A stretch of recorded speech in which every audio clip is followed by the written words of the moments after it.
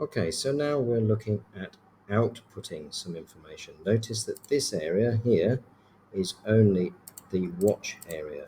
It's just enabling us to see what the values of the variables are that we've got. Now, if we want to output something to the console, we use the output functionality here. So we click on output.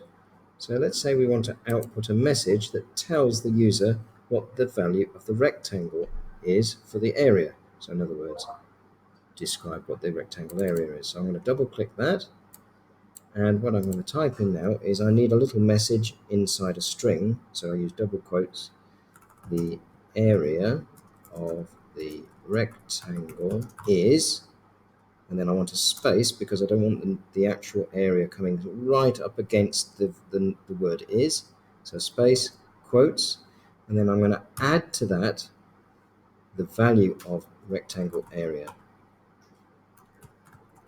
Okay, so what this does is it takes my string, the area of the rectangle is, and then it's going to add to the end of that the actual value of the rectangle area, whatever that is. So I use this little plus sign here to use what's called string concatenation, which is a fancy way of saying gluing together strings. I'm going to have this string, the area of the rectangle is, and then add on to that the value of the area. Now I click done, and let's run that again. So let's say we've got a width of 7 and a height of 10. This time we can see here over in the console, we've got this message.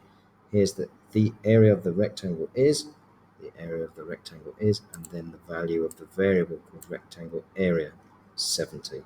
So I typed in 7 times 10, which is 70, and that's what we get over here.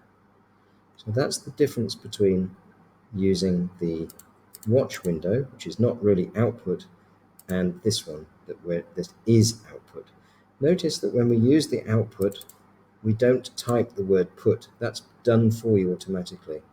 Instead, we just have some strings and perhaps some variable values. This end current line basically means next time you print something, make it go onto a new line. If I tick that, I get this little symbol here, which means the end of line or end of paragraph.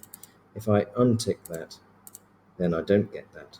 I would suggest most of the time you're going to leave that ticked so that each thing that we type out in the console has its own line.